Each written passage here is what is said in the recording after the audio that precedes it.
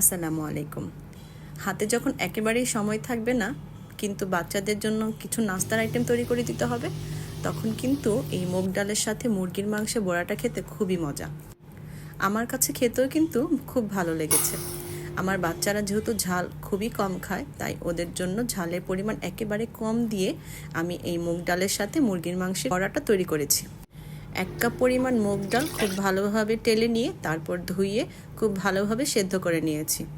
অপরদিকে একটি বাটিতে আমি সামান্য পেঁয়াজ কুচি, কাঁচামরিচ কুচি ও পেঁয়াজের বেরেস্তা নিয়ে তারপর ধনেপাতা কুচি দিয়েছি। তারপর 1 চা চামচ থেকে একটু কম করে লাল মরিচের গুঁড়া, হলুদের গুঁড়া, গোলমরিচের গুঁড়া, গরম মশলার গুঁড়া, শাহি গুঁড়া মশলা ও লবণ দিয়ে এক সাইড করে রেখে দিব।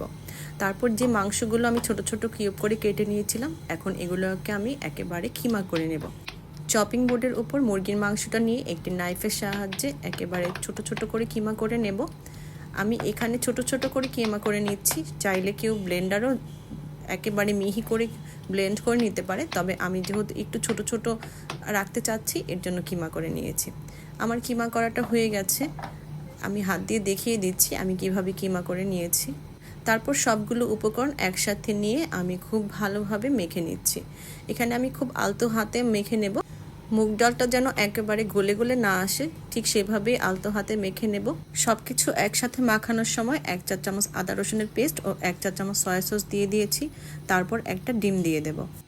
এখানে একটা ডিম দিলেই এটার বাইন্ডিংটা চলে আসবে। ডিমটা দেওয়ার পর আমি খুব ভালোভাবে হাত ধুয়ে তারপর আবারও খুব আলতো হাতে সবগুলো একসাথে মেখে নেব। সম্পূর্ণ মাখা হয়ে গেলে তারপর আমি হাতে একটু বল শেপ করে দেখব যে বাইন্ডিংটা খুব ভালো হচ্ছে কিনা।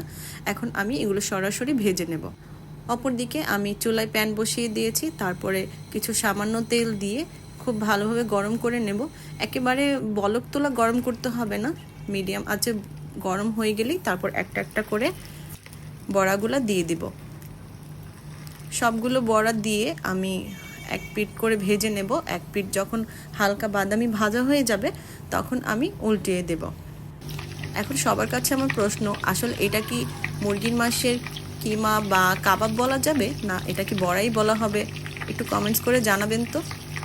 সবার কাছে রিকোয়েস্ট রইল, যারা আমার পেজটাকে এখনও ফলো দিয়ে লাইক করেননি তারা অবশ্যই আমার পেজটাকে ফলো দিয়ে লাইক, কমেন্ট ও শেয়ার করে দিবেন। বড়াগুলো আমি উল্টিয়ে পাল্টিয়ে খুব ভালোভাবে ভেজে নিয়েছি। এখন একটা একটা করে বড়া আমি তুলে নেব। তারপর বাচ্চাদের জন্য সার্ভ করব।